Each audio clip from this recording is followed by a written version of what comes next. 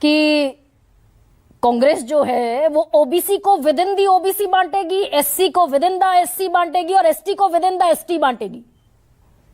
राहुल गांधी इसके मुख्तलिफ बोल रहे हैं। कौन बांट रहा है? मेरे लिए कहना तो बहुत मुश्किल है कि कौन बांट रहा है कौन नहीं बांट रहा, क्योंकि देखिए आपसे तो सुरेंद्र राजपूत भी नाराज हैं और आपसे गुरु प्रकाश पासवान जी भी नाराज हैं। तो अब ये दोनों लोग ये तय कर लें कि आप किसको ज्यादा वक्त देती हो, किसको कम वक्त देती हैं। दोनों की नाराजगी मैंने भी आपसे सुनी। महत्वपूर्ण सवाल क्या है? महत्वपूर्ण सवाल यह है, जो मेरी बात को अगर आप गौर से सुने, कि देखिए जब जब इस देश के अंदर संविधान का मुद्दा खड़ा होगा और आरक्षण का मुद्दा खड़ा होगा, तब तक भारतीय जनता पार्टी को नुकसान होगा। पूरे लोकसभा के चुनाव में भारतीय जनता पार्टी ने यही प्रचार किया कि मुसलमानों की, पिछड़ों दलितों का आरक्षण छीन के मुसलमानों को दे दिया जाएगा। हालत क्या हुई? 240 पे आकर टिक गए।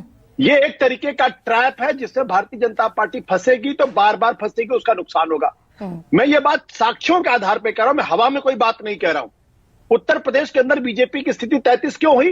क्योंकि संविधान बचाओ और आरक्षण को लेकर वहां के दलित और पिछड़ों के अंदर एक चेतना फैली कि दरअसल भारतीय जनता पार्टी ऐसा कर सकती है, इसलिए हमें इसके खिलाफ सजग रहना पड़ेगा। और ये बात मैं क्यों कह रहा हूं? ये बात इसलिए कह रहा हूं क्योंकि इसके ऐतिहासिक प्रमाण है कि जब संविधान लागू हुआ तब से लेकर अभी तक, यहां तक कि आरएसएस के प्रमुख के.एस. सुदर्शन ने 10 मार्च 2000 को करण थापर को दिए इंटरव्यू में जब पूछा करण थापर ने कि आप संविधान के को मानते हो, उन्होंने कहा नहीं मानता हूं। और फिर आगे कहा I will scrap the constitution. 1993 में आरएसएस के प्रमुख उस वक्त नंबर 2 की स्थिति में थे, रज्जू भैया ने इंडियन एक्सप्रेस में लेख लिखा और कहा कि संविधान को बदलने की जरूरत है। 2015 में इसी तरीके की बातचीत की गई और अभी इस चुनाव में भारतीय जनता पार्टी के तमाम 4-5 लोगों ने कहा कि अगर 400 सीटें मिली तो संविधान को बदलेंगे। देखिए ये लड़ाई बीजेपी नहीं जीत सकती। बीजेपी अगर महाराष्ट्र के अंदर चुनाव जीतना है, झारखंड के अंदर चुनाव जीतना है, तो अपने केंद्र सरकार की उपलब्धियों में बात करना पड़ेगा। जहां तक बांटने और कटने की बात, ये बड़े दुर्भाग्य की बात है कि हिंदुस्तान का चुनाव आयोग चुपचाप बैठा हुआ है और इतना कम्युनल कैंपेनिंग इस वक्त हो रही है। नहीं आशु, लेकिन इस पर जरा बताइए भाई, अगर जातियों में बंटने की बात है तो क्या महाराष्ट्र और झारखंड का जो वोटर है, ये जो काउंटर नैरेटिव बिल्डअप करने की कोशिश है, ओबीसी विद इन ओबीसी बांटने की कोशिश, एससी को विद इन एससी बांटने की कोशिश और एसटी को विद इन एसटी बांटने की कोशिश है, तो हरियाणा का फैसला जो क्रीमी लेयर का है, 13 जाति एक तरफ और 36 जाति एक तरफ, ये महाराष्ट्र तक इस फैसले की दमक सुनाई देगी क्या? एक है तो सेफ है पर ये तो सबसे बड़ा हैमर हो गया, एक है तो सेफ है पर। ऑलरेडी भारतीय जनता पार्टी को गुरु प्रकाश पासवान जी को इस सवाल का जवाब देना चाहिए कि वहां की सरकार ने साफ तौर पर कहा है कि क्रीमी लेयर में जो 8 लाख की जो लिमिट है, हम उसको बढ़ा के 15 लाख कर देंगे।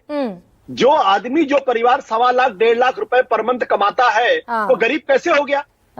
और उसको क्रीमी लेयर में आप क्यों रखने की कोशिश कर रहे हैं?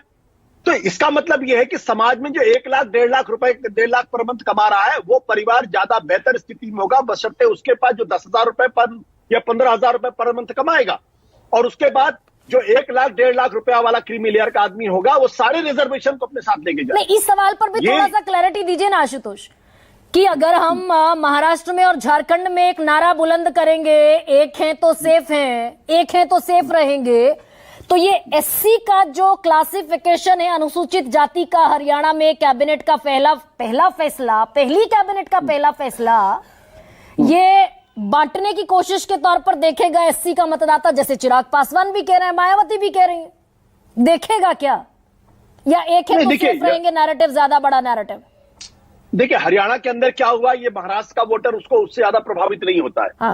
महाराष्ट्र का वोटर इस बात से प्रभावित होगा कि भारतीय जनता पार्टी, शिंदे और अजीत पवार वहां उनसे क्या वायदे करते हैं और क्या उनका ट्रैक रिकॉर्ड रहा, या उद्धव ठाकरे, शरद पवार और नाना पटोले की पार्टी का क्या ट्रैक रिकॉर्ड, इससे निर्भर करेगा।